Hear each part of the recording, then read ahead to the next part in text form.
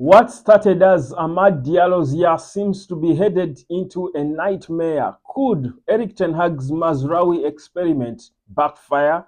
Welcome to the United Sport. My name is Webb. Like, share, and subscribe as we do continue to talk about Manchester United. Now, of course, the naysayers are at it, calling Eric Ten Hag all sorts of names. In fact, the sack talks are beginning to re-emerge. I hate to see them. This is not the time for that, guys. But it doesn't mean that what Eric Ten Hag did was perfect. Listen, there is always room for improvement. I think the only room that never fills is the room for improvement. And indeed, for Eric Ten Hag, there is quite a lot of work for him to do if he's going to get his dressing room completely in his hands and in control. Listen, let's go back to Fenerbahce, where we played a 1-0 draw. Of course, not the worst of performances, by the way. Don't get it twisted. It was not a shameful performance, I must say. But listen, if you go back to the bench and look at the body language of AMAD Diallo when he was coming on as a substitute for Antony, you could see his face. This boy was not happy. He was clearly sad. And you saw Rene Hake trying to console him. They also and see it. They don't get why Eric Ten Hag does not like playing AMAD. Honestly, I feel like even Ruud van Nistelrooy sees it, because I even saw him come and hold him in the chest. Like you're consoling a young boy, a young child as an adult. You know that he's pained and you can't do anything about it, but you understand his pain. You understand why he's sad. You clearly feel him. He has a point, but there's nothing to do about it because you don't call the shots. Clearly, Eric Ten Hag has never been a fan of AMAD Diallo.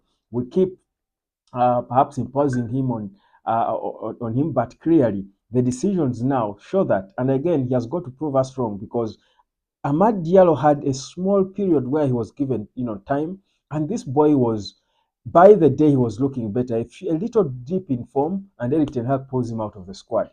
Yet the same Ten Hag has trusted Rasmus Højlund, rather Anthony Dos Santos, for ages, So again, these are the things, and this is why I'm digging towards the whole, a point that Mazraoui's experiment, Mazraoui's number 10 experiment of Eric Ten Hag could actually backfire in the dressing room, because if you have a young kid like AMAD, sad like that, frowning like that when he's coming onto the pitch, not excited at all, coming because he has to, but clearly seeing the game and how it was unfolding, he knew, if we the supporters could clearly see that we needed AMAD. Early in the first half, we are saying this game needs AMAD to light it up, It lacked the spark that only AMAD would bring off the bench. But Ten Hag refuses to put him, and his post-match comments, he says AMAD as well, but he felt Anthony deserved to be rewarded for his training performances, where he beats off people, almost every other day. And you're thinking, really? So if you do this now, again, that would be okay. We could bear with Anthony coming in ahead of AMAD. But how do you explain Mazraoui starting in 10 when you got all these forwards on the bench? Forwards who Eric Ten Hag himself before has said can play as number 10s. Eric Ten Hag himself said Garnacho can play as a 10, AMAD can play as a 10. We know that Zirkzee can play as a 10.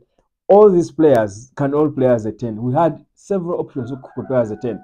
Now, that for me pointed to the sort of favoritism that people keep saying about Eric Ten Hag. And you see, in professional football, that's bad, because you see, the risk in what Eric Ten Hag did is it could kill all the confidence that these other kids have had. It could destroy their confidence. Listen, what is AMAD Diallo thinking, seated on the bench, seeing a defender, a right back or left back, start in the number 10 when he's available? That's a bad statement. It looks ugly on you, because it shows you're just so bad. You're just that bad that, I mean, you can't explain it. You can't explain it. You see, as a manager, perhaps the one thing that could try to do, if he did not want to play AMAD Diallo there, by the way, and it wasn't a must that he had to, maybe he could have put Mazraoui in midfield and pushed, playing next to Ugarte, and pushed Eriksen into 10. AMAD wouldn't feel bad. Uh, uh, feel bad. Højlund wouldn't feel bad, because, and now Eriksen is playing in 10. But for you to put a defender as a 10 when you've got forwards on your bench, the signal is clear. You're not in my long-term plans. I don't trust you. You're not good enough. So why are you there anyway? In any case, remember, Amad Diallo has got just a year left on, less than a year actually now left on his contract. His contract, I think, runs out in the summer of 2025. Now, they have not even opened contract talks with him. The risk is there that this boy might say, you know what, for my career, for my development, I'm leaving this club, because Amad knows he should be a starter. He can't be a starter in several Premier League clubs and clubs that are not so far off Manchester United. So whatever it is that Eric Ten Hag is doing, I think he might want to be careful, because it might again bring back dressing room problems that we thought we had moved on from long time ago. For me, that's a it was a big statement. Sometimes you do little small things thinking that you're being so smart, but you don't know the impact, the adverse impact they might have on the whole project you're trying to build. If it's a process, I don't think a process of putting Mazraoui as 10 is one. If I were a player, if I were AMAD Diallo, I don't think that's a process I would want to be a part of. Honestly, this is from my own standpoint. If the process is having a defender starting number 10 when the designated number 10 is not there, Bruno, and the backup is not me, I'm a forward on the team, honestly, I don't think for me that's a process for me. Eric Ten Hag asked about playing the same shape and style. Again, Carlo Ancelotti just shared a masterclass recently saying at times you've got to you play formations that suit the players you have. Ten Hag continues with the same formation. He would rather force players in certain positions, but not switch formations to suit the players that are available for him. Again, what does that communicate? For me, honestly, it didn't look good at all. If I were Amad Diallo, I would be calling my agent and telling him, you know what, seek solutions, seek solutions, because I'm not in this guy's plans. Clearly, this guy doesn't rate me. Clearly, this guy doesn't care about my feelings and emotions. Clearly, this guy doesn't care about destroying my confidence. Whatever it is, we don't know. We might never know what exactly goes on the training ground between Amad and Eric Ten Hag. But clearly, Eric Ten Hag has never really been a fan of Amad Diallo. I will say it without fear. That said, he's the manager, calls the shots. And it's a natural thing, I think, because as a human being, as a manager, as a leader, there are always those players who they don't really rub you the right way naturally. Maybe you just don't feel them for some unsound reason, and it's okay. I think it's a thing. It's a thing about life. There are people you just don't feel. You don't quite not like them. It's not really that you don't like them, but you just not. They don't excite you. They don't move you.